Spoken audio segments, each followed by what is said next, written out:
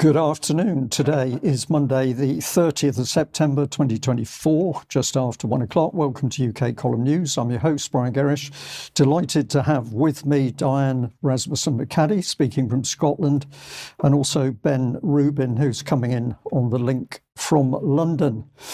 Now, one of the things that UK Column has been saying to our audience is it's becoming increasingly clear that it isn't national governments, it's not the UK government that's actually running the country. Our governments are simply the spokespeople for agenda coming in from the rules-based international order, of which the UN forms a key part. So, Diane, let's bring you in straight away with giving a bit of background to what this pernicious organisation is up to. Yeah, thanks, Brian. And hello, Ben. Happy to be here today. So I've been covering the past week the UN General Assembly, which officially concludes today, the 30th of September. For the past week, there has been a lot of action, as we saw last week, starting with the Summit of the Future, which led to the adoption of the Pact of the Future. And then we spent the last week in meetings in what was called the General Debate of the General Assembly of the UN. And there's been a lot of discussions from talks from the heads of state from around the world, the 193 member states, all participating and all having an equal vote in the General Assembly. And it's from the 79th session of the General Assembly, just so that we know, so that we're clear, the theme is leaving no one behind, acting together for the advancement of peace, sustainable development, and human dignity for present and future generations. So I spared everyone the video that they created from this past week. I've just got a couple of still images that I took out of their video. You can see the full thing on X if you would really like to. It first talked about the Pact being the landmark new agreement, which will redefine global cooperation for generations. We had the Secretary General of the UN, Antonio Guterres, saying our world is in a whirlwind, so talking about the change and acceleration that's happening. And we also had a special SDG moment with world leaders and special guests. So I'm sure that was a lovely time had by all. What I want to focus on is Sir Keir Starmer and his address to the General Assembly, which happened on Thursday last week. Let's hear what Keir had to say. My message today is this. We are returning the UK to responsible global leadership because I think the international system can be better. We need it to be better. People talk about an age of polarization, impunity, instability, an unraveling of the UN Charter. And I fear that a sense of fatalism has taken hold. But our task is to say, no, we won't accept this slide into greater and greater conflict, instability, and injustice. Instead, we will do all we can to change it. This is the moment to reassert fundamental principles and our willingness to defend them, to recommit to the UN, to internationalism, to the rule of law. That's why the new Pact for the Future is so important. We must put new energy and creativity into conflict resolution and conflict prevention, reverse the trend towards ever greater violence, make the institutions of peace fit for purpose, and hold members to their commitments under the UN Charter. I can announce today that we're creating a new facility, the British International Investment, which will work with the City of London to mobilise billions in pension and insurance funds to invest in boosting development and fighting climate change. This is a great British innovation. So we hear from that the plan is to take billions from people who didn't ask for this in the first place and channel it to wherever it is that they want to go with this. But what I want to point out in particular is to go back into the history, as I've been doing for the past few weeks, of where all this comes from at the UN. And we can go back again to the early 1970s. There's a book that is available through the UN Digital Library, which you can download for free, called In Defense of the Earth. And it contains 3 key documents from 1971, 1972, and 1974. 1971 was the first report that started talking about the relationship between development and environment and looking at issues of the environment related to what governments should be doing. And then the first conference that we had that talked about the issues of climate change and all these issues around what we need to do to save the planet, so to speak, was in Stockholm in 1972, which I will come back to in just a minute. We also had the 26 principles that were adopted at that conference about the relationship between the Earth and humans, and there were recommendations and an action plan. And then thirdly, in that book in 1974, we had the Kokiak Declaration, which resulted in further issues around saying that things weren't working. And they actually concluded in that report that more people are hungry, sick, shelterless, and illiterate today than when the United Nations was first set up. So does that mean the UN isn't actually really helping? So going back to the Stockholm Conference in 1972, this was a landmark conference. It was the first place where they started really talking about what they were going to do about the environment. So let's hear from Barbara Ward, who was a British economist who spoke at this conference. And what did Barbara have to say to us in 1972? We have got to learn to live with stabilized populations, with a more modest use of resources, and we cannot cheat by simply saying we're going to carry on with the same division as we have now, because if 2/3 of humanity, as our delegates have been telling us again and again today, if 2/3 are to stay poor so that 1/3 can stay rich, my friends, they won't do it. It's as simple as that. Are we going to hear from our governments that they're going to sign the Environmental Declaration, that they're going to look after the oceans, that they're going to take a new look at the redistribution of world resources? Okay, it sounds splendid, but what guarantee have we that you don't mesmerize yourself by saying a thing is going to happen and then somehow kid yourself that it has happened? It hasn't happened. It will be very difficult, and it'll only happen in fact if there are enough citizens and enough people in this world who have this new vision and are prepared to stay with it, not only when they're young, but when they're infinitely decrepit. In other words, right through and right on. And to me, the great importance of Stockholm is the fantastic number of people who've come to this place under their own steam, under their own expense, because they want to participate in saving the planet that they love. So we see a quite passionate woman there about these issues. She was one of the first to talk about the concept and the idea of sustainability in relation to the environment. Also in that video from that conference, there's a man called Professor Barry Commoner, who is from Washington University in the States, and he talked quite a bit about colonization. And from what I got from this is that he really believes that colonizing and the effect of colonization, we speak a lot about decolonization, or at least I do, talking about what decolonization means for the West, which is the destruction of our civilization, destruction of our culture. And I think essentially in the future, our resources and our money, if that's not, well, it's probably happening already. And so he had a paper that he wrote in 1975, which is called How Poverty Breeds Overpopulation and Not the Other Way Around. And ultimately what he said in this paper is that the West is responsible for the overpopulation problem due to us having a low death rate and a high standard of living. And he identified colonialism as a kind of democratic parasitism. So we are democratic parasites here in the West, according to Professor Commoner. He ended with the idea that if the root cause of the world population crisis is poverty, then to end it, we must abolish poverty. And if the cause of poverty is the grossly unequal distribution of the world's wealth, then to end poverty and with it the population crisis, we must distribute that wealth among nations and within them. So we directly see the Marxist language coming in right there. So this, along with the limits to growth from the Club of Rome, which I've covered, as well as Paul Raskin, where Paul Raskin mentioned in his book, Journey to Earthland, which I've cited previously, he referenced this 1972 conference. And what he said in that book was that the actions failed to match the rhetoric until the UN came up with their SDG agenda, or the Sustainable Development Goal agenda, back in 2015, which we now see, of course, in Agenda 2021. In 1992, we had the United Nations Conference on Environment and Development, which is where Agenda 21 was really started to work on there. That was kind of the foundational part of Agenda 21, and it was called the Earth Summit. So let's see what John Major, our prime minister at the time, had to say at that conference.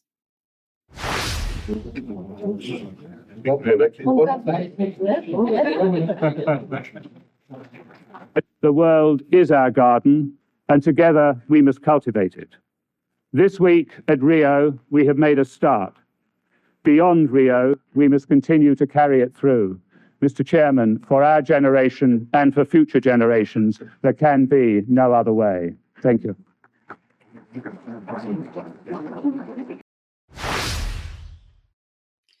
So at that Earth Summit, we see that the concept of sustainable development was an attainable goal for all of the people of the world, regardless of where they were at the local, national, regional, or international level. That had a result of 27 principles.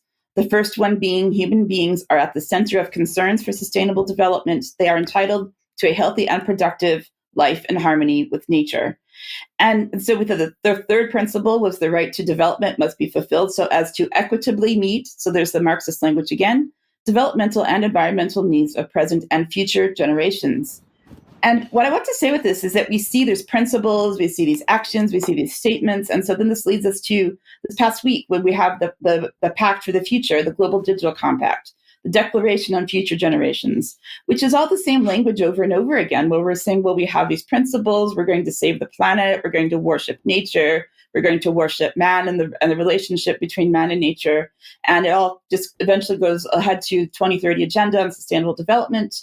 And so what I'm saying is I don't really see anything any different from what they were starting to do with us over 50 years ago. But what's next in this particular agenda, which was announced, was the climate plans, which are called NDCs, or nationally determined contributions. And in 2025, this will be due. He told the world leaders that this requires aligning energy strategies with a 1.5 degree world, ending fossil fuel subsidies, and putting a price on carbon. So each party that signed up to the Paris Agreement is required to establish one of these and update it every 5 years. The UK does have one. Yeah, I will have the link to it in the show notes if you want to see what our national contributions are. So thanks for that. And later on in the show, I will talk a little bit more about some detailed points about the Pact for the Future and what this actually means for future generations, Brian. Diane, thank you very much for that. And of course, we've got to keep reminding our audience that Keir Starmer has said his priority is with the UN, Davos, these other bodies. He simply regards national parliament as being a tribal area which can't really do anything. So this man is running the globalist of policies. But while these global policies are being fed to the population of UK, we're to be concerned about things like this. So this is the Telegraph. Big thanks to Kenny for pointing me at this particular article. And as we'll see a little bit of follow up, but the headline is that chicken keepers must register to beat bird flu, contact details, species and purpose required under new rules to cut disease outbreaks. So this is all fear factor from the Telegraph, no serious challenge to the government what's going on, but it takes social media to actually get into the depths of things. So here we've got Sasha Yanshins in saying this. In the UK, we have a new law where you must register any birds on your property with the government by the 1st of October. So if you keep chickens or ducks or maybe emus, you must now register them because the UK government likes having insane overreach and enjoys abusing authority. Absolutely correct what this man is saying. What is happening is absolute insanity. But if we go on, Jeff Buys Cars responded, where is the link? I want to have a play. I want to encourage my 140,000 subscribers to do the same. Lots of pigeons and pheasants around here. They need to be represented. So has social media got some power? Well, maybe. Let's just have a look at this because thank you, Kenny, for pointing out that last night the ministry was saying that they were experiencing an extremely high volume of applications. We currently aim to process applications within 30 days. If you haven't already submitted an application, if you have already submitted an application, do not submit another one. And then by today, we got this. Sorry, there's a problem with the service, which had essentially shut down. And we're going to say the problem is not with the service. The problem is with the government, and the population of this country needs to be awake in order to stop this sheer madness. Now, where does this all head? Well, one of the things that we're seeing in the background is madness about animals, whether it's badgers or indeed it's culling other animals. And it's a little bit of Ben here, because I'm just going to remind people that in Maoist China, they targeted sparrows at one point, 1958 to 1962, they killed billions of sparrows, and as a result they had severe ecological imbalance, which ultimately helped fuel a famine in the country. So where does insanity take us? It takes us to this sort of thing. And if you think that's a little bit extreme, well, I'm going to remind you of the excellent UK column documentary Slaughtered on Suspicion, which was about the obscenity of the slaughter of millions of farm animals in this country on the back of a lie. Let's have a look at a little clip of that documentary.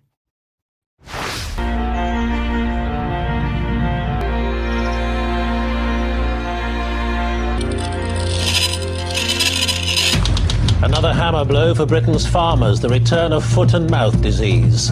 It poses no threat to humans, but all affected animals, sickly and weakened, are slaughtered to stop it spreading. So the precedent is here in this country, and of course you register all your chickens or your birds, and this allows the government to carry on and cull them at their leisure sometime in the future. So a lot of thought needs to go into this by the population, particularly people in farming or small holding at least. Ben, just before we bring Ben in contrast to the zealousness at which the government is going for chickens, the government doesn't want to release information to do with child abuse and child protection. This is all to do with Sheffield and environments and the abuse of children. We've been pointing out that a gentleman's been asking the Home Office under Freedom of Information to release information about what was and was not done in order to protect children, but the Home Office is still withholding information. This is now going to go to the Information Commissioner's Office, but this is the reality of the UK government. It's giving us orders about what we can and cannot do with one hand, and the other hand, it simply does as it pleases. Ben, that's probably a good background to bring you in here. Thanks, Brian. Good afternoon, everybody. So I'll start off with a question, which is the US State Department deliberately attacking the US Constitution and trying to undermine free speech? Let's find out.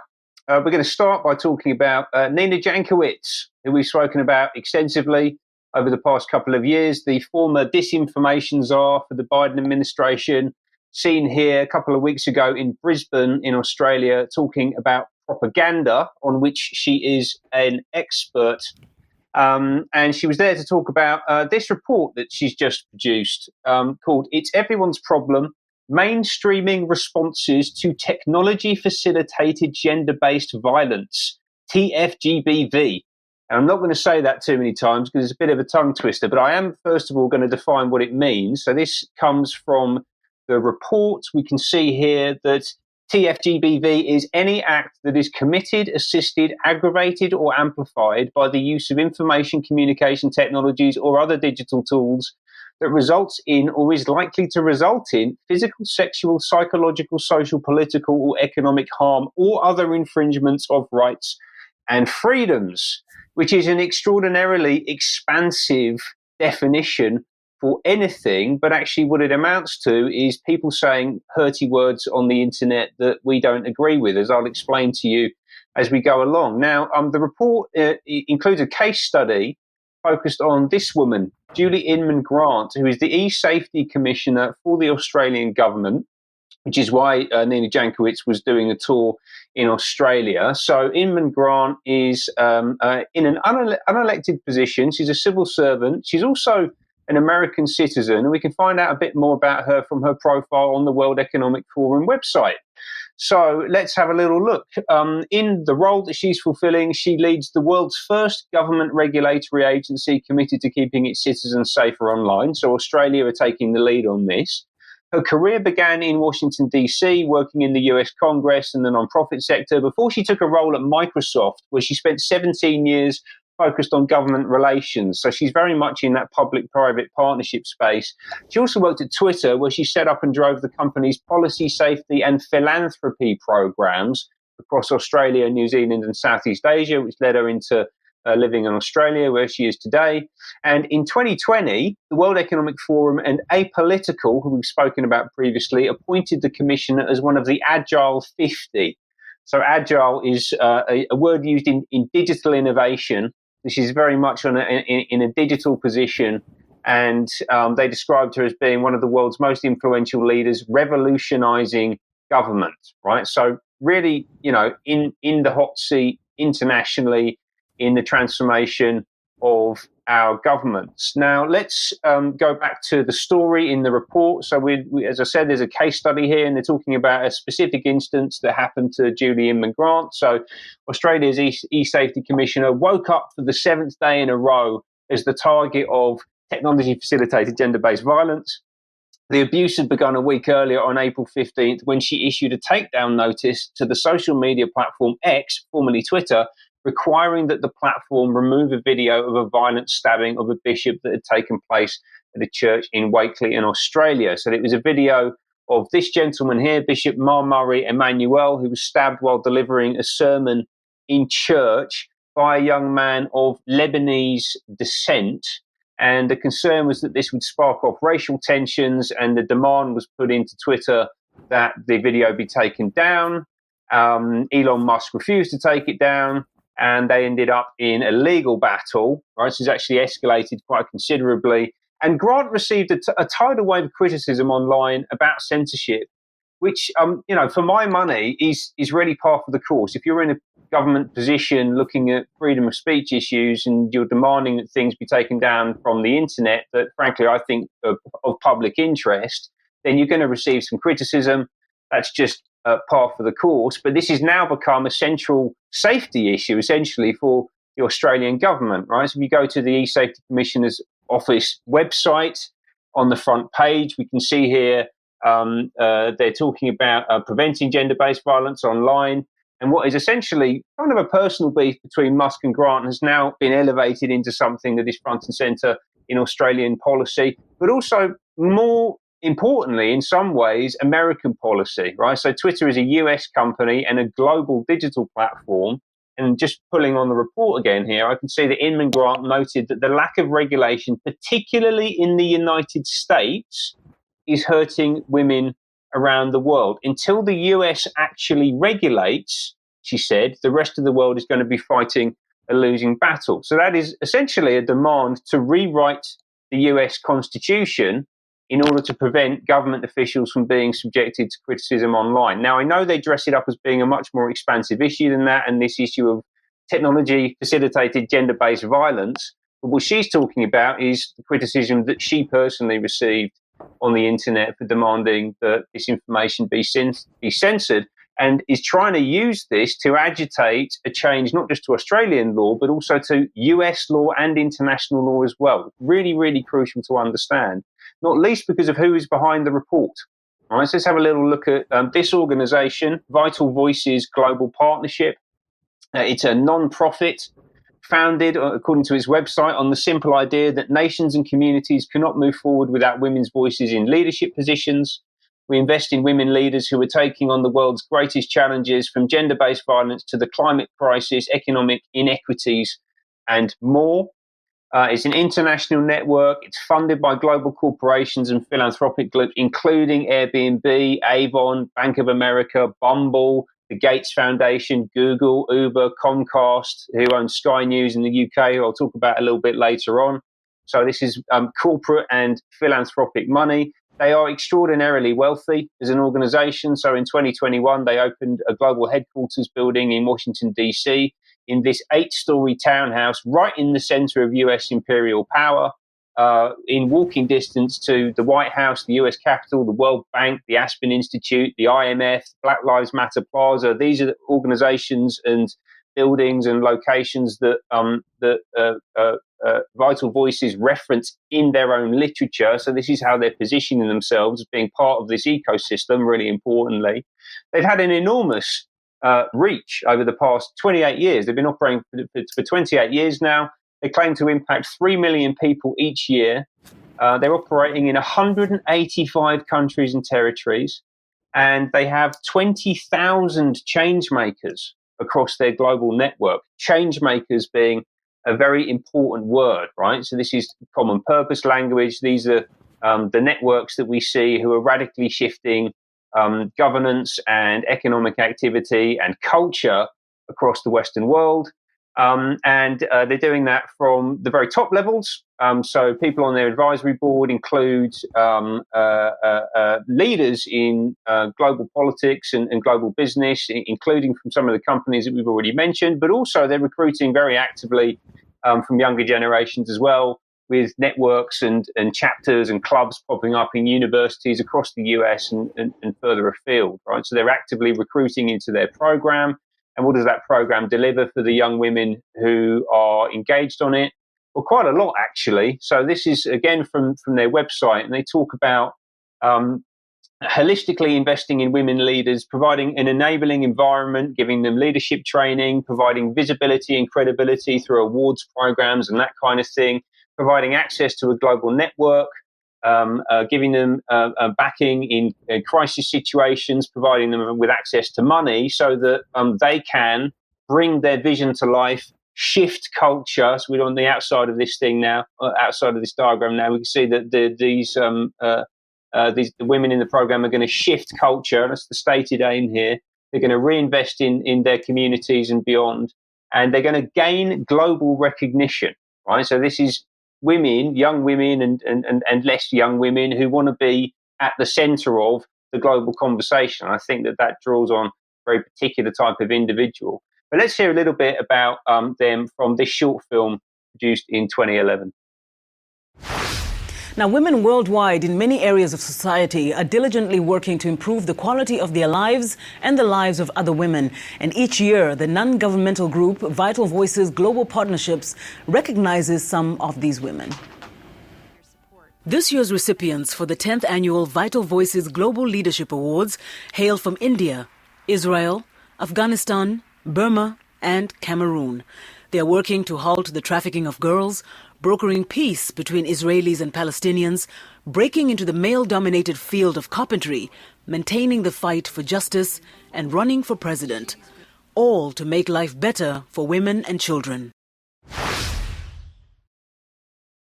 So again, this is an international network which is purely about women helping other women. And the thing I find slightly confusing about this is where are all the men in these countries? Now, I'm not suggesting for a second that men aren't responsible for acts of violence or anything like that. Absolutely they are.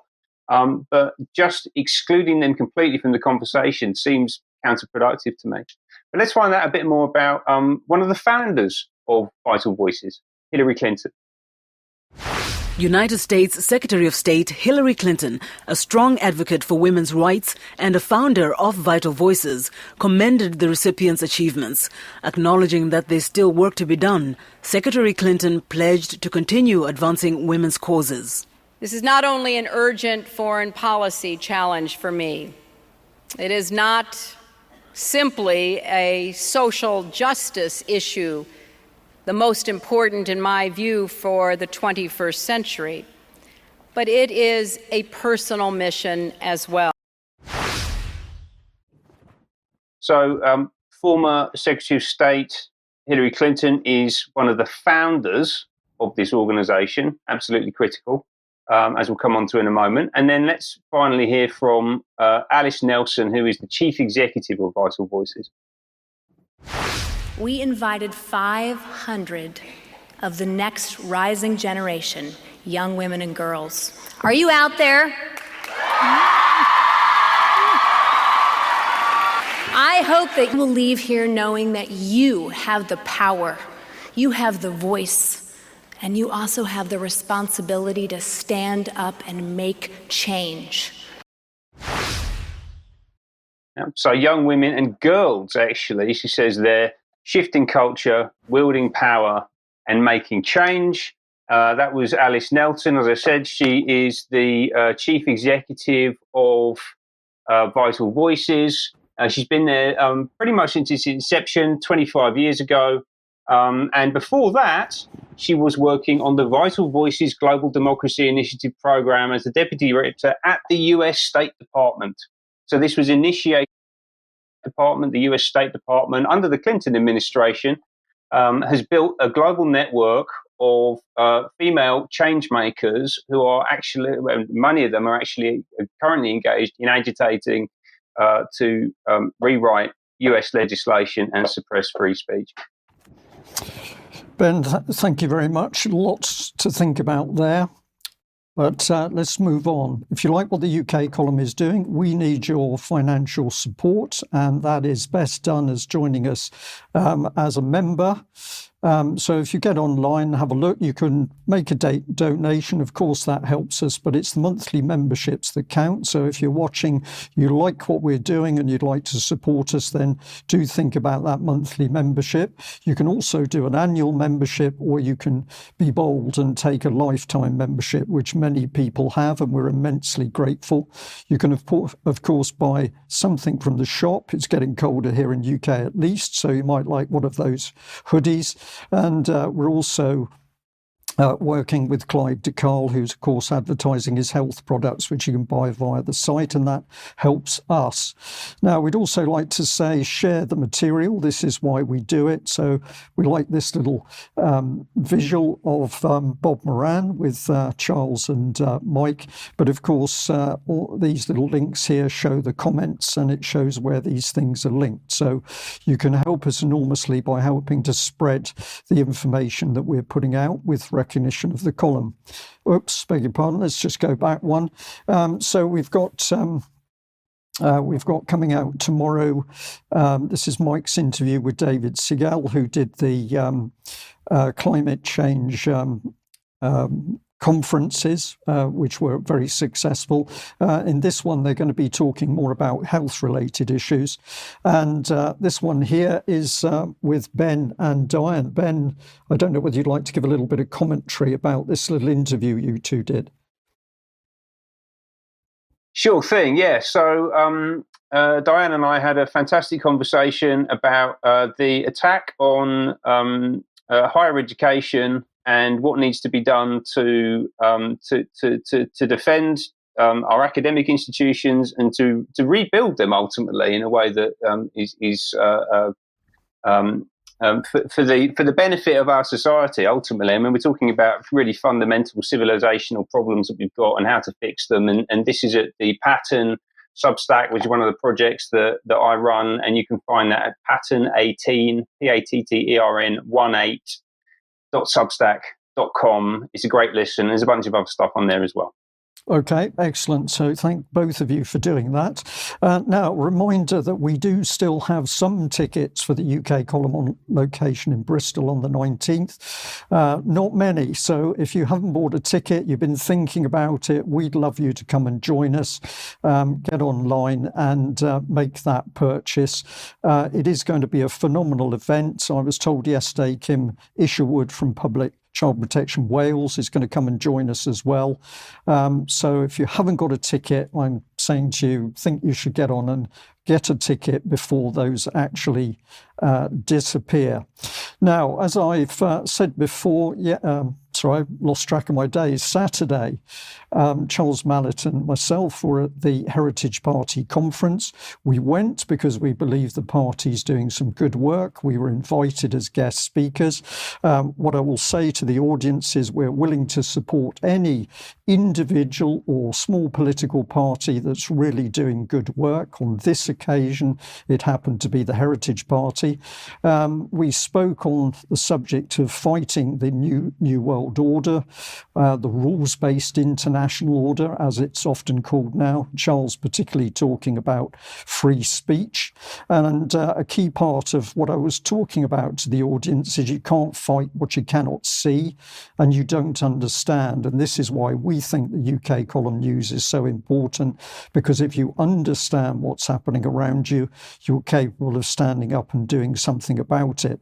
And ultimately, of course, the battle is for our minds. This is what we face.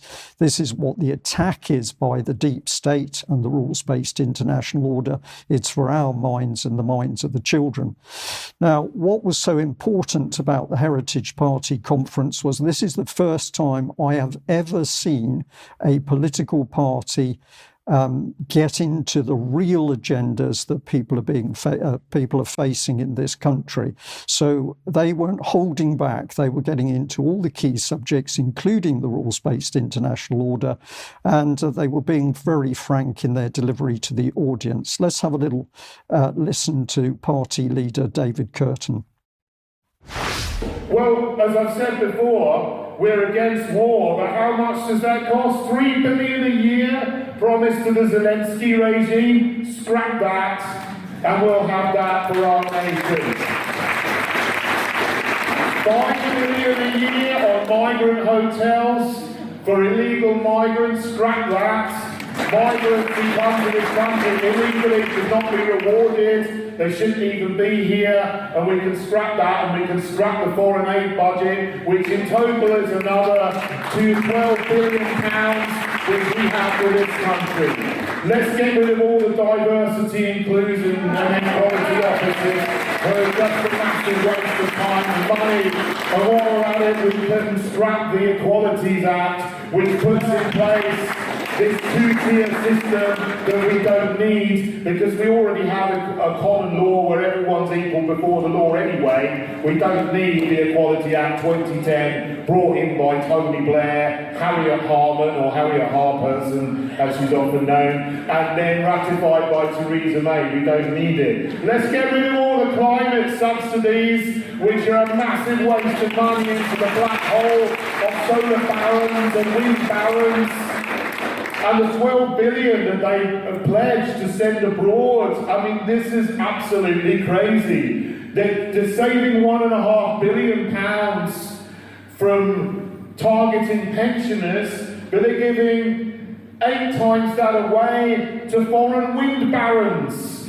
It's insane. And it is disdain for the people of this country. It needs to stop. And let's defund all the NGOs and all the quangos, which are just an utter waste of money, that are paid by the government to lobby the government in a vicious circle where they then are used to put in more draconian regulations and increase totalitarianism in this country. Well, interesting, isn't it? Because essentially he's talking about the madness which we've heard in relation to the chicken policy at the start of the news. And he's saying we've got to cut all of this nonsense out in order to get our country back under control and operating normally. But alongside him, some other excellent speakers. I can't do them all, but I've just taken some of the other speakers, of which Dr. Liz Evans, absolutely fantastic. And my goodness, warning about horrors of doctors' surgeries, sending letters to children as young as 11 to engage them in supposed looking after their own health. Let's have a listen to what she said. Health during COVID. Elderly people were starved of touch, and many died alone, uncomforted by loved ones. Children were denied an education, were forced to wear face masks for hours a day when they did return to school, and were robbed of months of socialisation and playing with their friends. And basic rights such as travel and even entry to shops were made contingent on taking a vaccine, being tested or wearing a mask.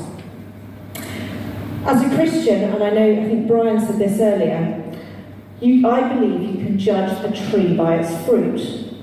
So, to understand if a policy is right or wrong, we must look at the impact. And looking at these pictures, we see pain, suffering, and cruelty. This is what unethical looks like. And most importantly, this was a choice. Political and medical decisions were made in a moral and ethical vacuum. So that was, of course, only a short excerpt, but she covered some really, really disturbing things. And this was the importance of the conference in my mind. It was dealing with the reality of what's happening in this country. Let's have a listen here to Kim Isherwood talking about what's been going on with children in UK in 2024. Not only did we get him cancelled, we owned him. He turned to Twitter to complain, and that is a direct quote from Peter Tatchell, by the way. In 30 years I have never been cancelled. We all did the bit until I tried to go to Wales. So not only did we get him cancelled, and then he went to Twitter, he then deleted his tweet, because he didn't want to bring any attention to it. So that, ladies and gentlemen, is one hell of an achievement, and that proves what you can do when you won't put up with this in your own country. So the NSPCC has finally given in, and they have finally given me that research in the form of 2 studies by a female in New South Wales in Australia, Walsh. These 2 studies are simply surveys of sexual prevention programs, ladies and gentlemen. This does not safeguard, this grooms. You say, oh no, they don't teach masturbation to 4-year-olds. No way will they do that. Not straight out, no, they go out around it, don't they? So here we've got self-stimulation. They said 241 schools in England, and I'm going to read this out to you. There are rules about touching yourself too. Well, if people don't know about Public Child Protection Wales and the work of Kim Isherwood and her team, have a look on the UK Column website, search for her name, and you can see the interviews that we've done. Last little clip, this is a very interesting filmmaker, Richard Jeffs, and he was talking about his film exposing all of the rules-based international order and the globalists. Great Reset campaign, and we just wanted to put this film out with all this information. And that went out, it was called The New Normal, that was in 2020, late 2020. I was a bit concerned because I'm exposing all these people as being corrupt, tyrannical. In this series, I discover what stakeholder capitalism is and how its inclusive and sustainable policies are changing our society. Black Lives Matter! Black Lives Matter! Make some noise if you think that trans rights are human rights. People are dying. Children are starving. Families are fleeing their homes. I also investigate an initiative called the Great Reset of Capitalism for transitioning us to full stakeholder capitalism by 2030. The World Economic Forum is now very much engaged into this initiative of shaping a great reset. This is a time for a great reset. Reset the ways in which we live. Join me as I investigate the Great Reset transition to stakeholder capitalism. So a really fascinating film, a lot of detail, really excellent work by that filmmaker. And of course, did you hear those present booing the king as he appeared on screen in the little film clip? Now, something I pushed to the audience, I think it's absolutely true, is if we look in history, it's only a few people that have taken control of countries, nations, groups of nations in the world.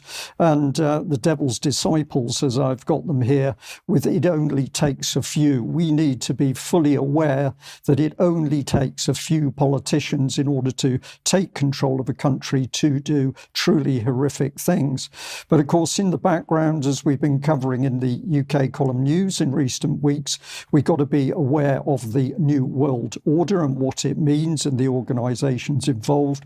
Here we're calling it the Underworld Order because, of course, criminality is an inherent part. And just remind our audience that Mike Robinson back in 2009 was highlighting the emergence of the New World Order. This is an independent article where the journalist is saying that Joe Biden caused uproar by using the phrase of the New World Order, but he said it was an unfortunate choice of words. Well, it wasn't an unfortunate choice of words, it was the real thing. This is the sort of journalist, this is Joe Summerlad. He's really interested in US politics or cinema, novels, insolent noise, but basically another man who appears ignorant of what's actually going on. Let's just have a look at this little clip with Gordon Brown to understand that when they talk about a new world order, rules-based international order, they absolutely mean what they say. All these new challenges are bringing together about the biggest restructuring we have ever seen, not just of the global economy, but of the global order as a whole. And 200 years ago, a famous British Foreign Secretary said that the new world had been called into existence to redress the balance of the old.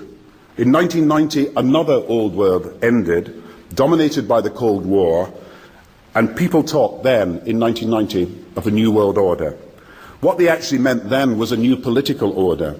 And what was not foreseen then, but is obvious now from everything that we see and do, what we experience in every day of our life, is the sheer scale and speed and scope of globalization. And it's only now that we can begin to understand that the world order that globalization brings and what it's going to look like, it's driven forward now not just by the balance of military strength, the Cold War times, or ordinary political power.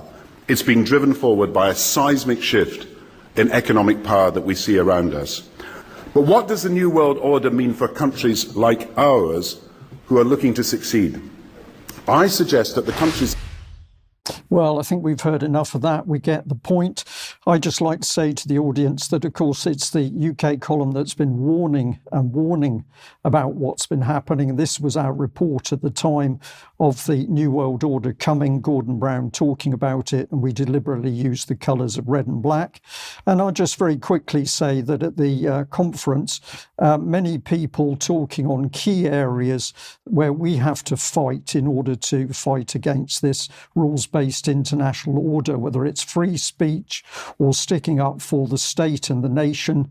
Okay, we had to eat, but also here protecting our children, looking after the Constitution, looking after animals, an important part of staying well and mentally healthy. The New World Order wants to destroy faith in God, but at the end of the day, it's the local councillors who are fighting the battle, which are important. And I also reminded people to be happy whilst they are standing up to be counted. Ben, very briefly, you've got a little video clip here, but you're aware of yet more parts of our fundamental infrastructure being closed. Absolutely, yes. So I took this short film earlier, not this week, last week. I was up in Nottingham for a few days, and this was on the coach journey on the way back. You can see the video on the right-hand side there, and that is Ratcliffe-on-Soar Power Station. And today marks the day when it will be closed and we will transition into a coal-free era. And you can see a little post from LinkedIn on the left-hand side from E3G, which is a climate group run by former Blair people. They were advising him while he was in number 10, which is also directly linked to the Club of Rome. The president of the Club of Rome, Sandrine Dixon de Clèves, sits on the board of E3G. So this is part of delivering this international agenda. And I'll just read out a couple of key points while the video plays. It does look quite majestic, I think, the power station there on the right-hand side. You know, I always thought it was a bit of an eyesore growing up, but it feels quite poignant looking at it here. So as they say in the post here, as we approach October 1st, the UK will celebrate an historic milestone, the first day of the coal-free power era, following the closure of the Ratcliffe-on-Soar coal power plant at midnight on September 30th. This coal phase-out moment marks a significant turning point in our energy transition. How we achieved it, I'll just riff on a couple of these points here. By setting ambitious climate targets, so the 2008 Climate Change Act marked the beginning of the phase-out journey. That was obviously under Blair. Critical regulations. In 2009, Energy Secretary Ed Miliband announced the end of new unabated coal projects, signaling a decisive shift away from coal. Investing in alternatives, so this is a multi-party thing, so the Conservative and Liberal Democrat coalition government in 2013 invested heavily in the wind industry to make coal less attractive. And then they introduced market reforms for renewables, which facilitated huge investments in power infrastructure and allowed greater integration of renewable energy into the grid.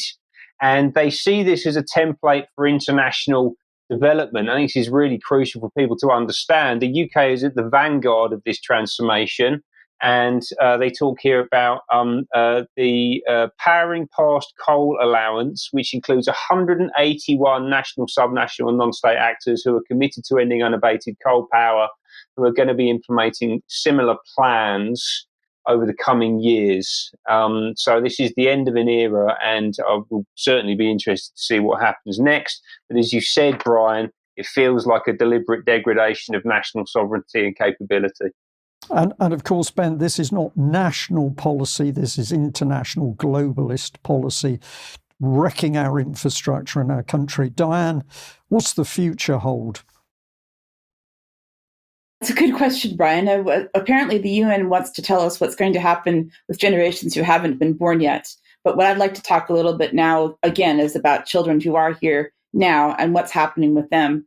On Thursday evening, I attended a talk through Common Knowledge Edinburgh, which is a group that I'm involved in. And the speaker was Stuart Baird, who is a high school teacher from the Scottish Union of Education, which is a group I'm also involved in. And Stuart was talking about what is known as in Scotland is called the Curriculum for Excellence, which has been around for 20 years. And he was investigating what was going on in Scottish education and basically the abject failure of the curriculum for so-called excellence. And it was actually called, I think, the End of Excellence or something like that. Please End Excellence.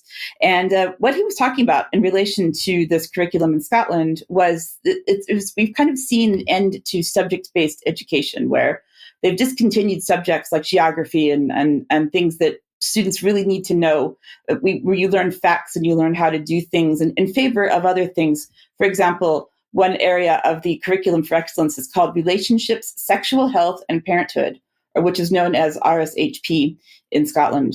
And it's really, really, really unfortunate when you look into some of this content, and it ties back to what Kim Isherwood was covering at the Heritage Party conference around things that children should not be exposed to. And I just want to go into some examples here in Scotland and in other countries and what this means for what the UN has said about the future and the Pact for the Future. One of the examples of the Curriculum for Excellence curriculum, which is actually directly taken from the materials, and I want to thank the group Scott Peg for this, which is professionals who are from health education and social work who have concern about the approaches to trans ideology and gender dysphoria. Here's a photograph from some of the curriculum which says, babies can't talk, so grown-ups make a guess by looking at their bodies. So then we go into those issues around assigned at birth. No, we're not assigned at birth. We are born something or other, right? One or the other, essentially. Some of the other materials that teachers are instructed to cover is about transphobia. And it says to teachers to introduce the word transphobia. This is a word that explains when someone is hurt or put down because they are transgender. Key point to get over, acknowledge that for people who are transgender, things can be difficult when other people are cruel or rude to them. Remember, this is for children in Scotland. If we go back to the UN and their Pact for the Future and what they've been promoting, this has been on Twitter this week through the UN Geneva Twitter account, X account. Every child has the right to learn in a safe environment. It says children, civilians, and schools are # not a target. They must be protected at all times under international humanitarian law. But we see what's actually happening, right? If we look at some of the other materials that I've just seen from the past week, just like looking online and being on social media, over in the US, we have a period party for ages 8 to 13 in a library in Pennsylvania. September the 24th is for all of our cisgender friends. October the 1st is for our trans and non-binary friends. Please sign up for the party that is most appropriate for your child.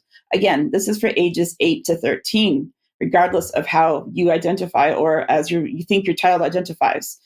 We also see in Ireland, we have Libraries Ireland, where there are subject headings, which is a library term if you're looking in library catalogs, sex instruction for children, juvenile literature, sex instruction for children miscellanea, sex instruction for children study guides, sex instruction for children with mental disabilities, and so on and so forth. And what's interesting about this as well is if we go back to the Global Digital Compact that is in the Pact for the Future, where they said we commit by 2030 to prioritize the development and implementation of national online child safety policies and standards in compliance with international human rights law, including the Convention on the Rights of the Child. And of course, that means the child is an individual and can basically do or say or, look at whatever they want to look at, online and otherwise. And they do specifically mention child sexual exploitation material, as well as solicitation or grooming for the purpose of committing a sexual offense against a child. Obviously, we're not supposed to do that. They tie this directly to Sustainable Development Goal 3, which ensures healthy lives and promotes well-being for all at all ages. My interpretation of this, the unsustainable goals, as I did for UK Column several weeks ago, it basically means you will be modified, which could mean transgenderism. It could mean a lot of other things, right? If we look at a book that has been featured as well in this book from the Libraries Ireland catalog, which I found, is called the Everybody Book. This is for children ages 8 to 12. It is the LGBTQ plus inclusive guide for kids about sex, gender, bodies, and families, inclusive of all sexual orientations and gender identities. It will help answer children's questions and spark open discussion with parents, as well as carers and teachers. In the Scouts here in the UK, there is a game that is available called Pronoun Pairs. And what you're supposed to do with Pronoun Pairs, the game to play in the Scouts, is you have different sets of cards that you give to the children. And Sam the dog is a he, him. Leslie the ladybird is she, her. Billy the butterfly is non-binary. To play, the dealer will flip over an animal card and a topic card. Whoever says a sentence on the topic using the correct pronouns for the animal gets to keep the topic card. For example, if it was Billy ate a sandwich, the answer would be they, non-binary, ate a sandwich. This is for as young as Cub Scouts, which starts at 8 years of age. Over in the United States, we have the top #1 challenged book in 2023, according to statistics from the American Library Association, which is Genderqueer, which has been complained about by parents for having too much LGBTQIA plus content and claimed to be sexually explicit. The author uses air pronouns. I'm not sure what those mean, but the content includes bonding with friends over erotic gay fan fiction, facing the trauma and fundamental violation of pap smears. Started as a way to explain to Air family what it means to be non-binary and asexual. It is a useful and touching guide on gender identity. So there we have just a few ideas there of kind of what's going on. Just a quick note, if we haven't had enough attack on the children, we are now attacking space, according to the UN.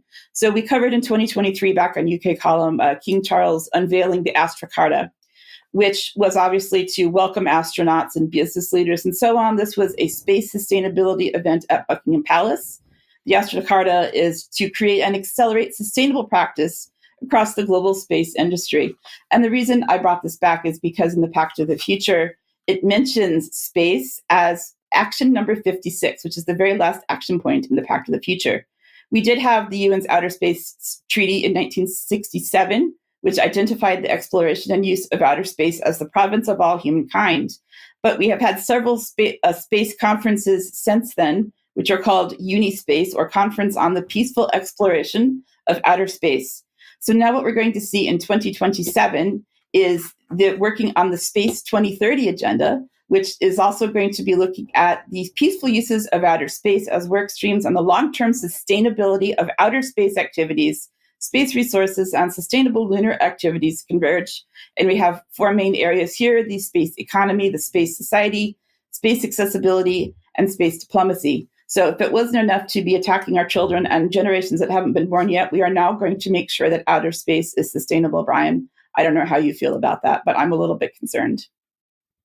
I'm just about to slump onto the desk, actually, Diane, because some of this stuff now is just, it's in our faces. It's utter madness. These people have got to be stopped in the nicest way. Of course, Ben, none of this could happen without big money circulating to pay for all of these non-government organisations, think tanks, charities, foundations. What have you got? Yes, absolutely. So the people who are funding the economic, cultural, psychological destruction of the nation are doing it in the name of philanthropy. Isn't that hideous, frankly. And we've seen an accelerating economic collapse in the UK. According to the Financial Times, 3 million people last year fell into financial difficulty. So we now have more than 20 million people in Britain who are living in what they call vulnerable circumstances, right? This is an absolute catastrophe. But fear not, Gordon Brown is here. We've been speaking about Gordon Brown quite a lot, which is remarkable given he is an unelected figure, never won a general election. But he's been put front and centre on some of these big initiatives. As we spoke about last week, he's a Fabian. We saw him earlier in the show talking about the New World Order, and he's just launched what they're calling a multi-bank. This is like a food bank, but it does more. It gives you access to all sorts of different things, from basic foods to baby products and toiletries.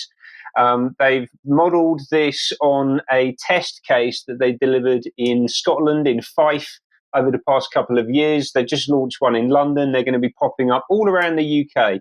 Go to their website. They're all about fighting poverty, fighting pollution. They accept donations of money and also products that can be distributed by teachers, social workers, charities. They're going to get this all around the country to families in need. They think that they're going to have a really big impact. And in particular, they've developed this thing called social return. So they think they're going to deliver a social return of £5.96 for every £1 invested. I'm interested to dig into that a little bit more. And isn't this nice? Isn't this altruistic? But who's behind it? Well, we talked about Gordon Brown. Well, here's Shaheen Syed, the chief executive of Accenture in the UK. Accenture is one of the biggest global technology consultancies, and it's a strategic partner of the World Economic Forum. So that's who's behind it. Who else is behind it? Sky. So Dana Strong, Group Chief Executive of Sky, did a big launch event for this program last week at their headquarters, I believe it was. Sky is owned by Comcast. Comcast is a partner of Vital Voices, the US State Department-backed organization that I spoke about earlier on. And that event was attended by, amongst other people, Chris Bird, who's the UK country manager of Amazon, Matt Britton, who's the UK country manager at Google, more people from Accenture, Mark Reed from WPP, who's a young global leader of the World Economic Forum, Gail Reebok, who's the mother of Georgia Gould and the widow of Lord Gould, former advisor, close advisor to Tony Blair, Eric Salama from Verian Group, I've spoken about extensively on the show this year, people from Tata Consulting, the Financial Times, all of whom are directly linked to the World Economic Forum. So for me, this feels like a front, basically. We've destroyed your society, we've destroyed the economic system, we're attacking your culture on a daily basis, but here's a few free things to keep you quiet while we carry on doing more of the same. Ben, thank you very much. That excellent analysis. It's truly disgusting what we're seeing unfold. We've got to keep lifting the stone, showing what's really happening. And I'm going to say to people, hold your MPs to account. You're getting all of this fantastic information, facts, analysis. What do you do with it? Get on the doorstep of your MPs, because they need to understand what they're part of. Many of them don't. Diane, you've got a video for us to end on. Yes, hopefully this will end the news on a bit of a happy note today. I'm hoping. Let's see what happens. Hello, everyone. This is Diane Rasmussen, McAdie from UK Column, reporting to you live from Edinburgh Waverley Station. It's after 10:30 at night. I just spent the day in the north of England meeting some amazing, like-minded people. We had an amazing time, and they were amazing to me. They bought my food, they bought my drinks. They even bought my extra train ticket when both of my trains were cancelled in both directions. But the most important thing is I'm back here in Edinburgh tonight, and I will be hopefully on the news in the morning if I can wake up in time. My message here is that it doesn't matter whatever happens. I know we report some really hard news. I know things are difficult. We really struggle. I struggle. We all do. But the most important thing to remember is that we have each other. And we have to remember, as Brian says, to love one another, to give each other a hug, to care for one another. And even if you can't stand in the park, as we did way back in the early days of you-know-what, you can always sit in the pub, as we did today. Thank you so much for being a part of UK Column. I love you all. Have a great day. Diane, thank you very much. And that message, very poignant, very reminiscent of the feel and the environment in that Heritage Party meeting on Saturday. So lots of good people out there. And as we said at that conference, be happy, because the rules-based international order is terrified of informed, happy people. We'll end today's news there. If you're a member of UK Column, we'll be having UKC Extra in a few minutes. But thank you to the audience wherever you are in the world. Thank you. Bye-bye.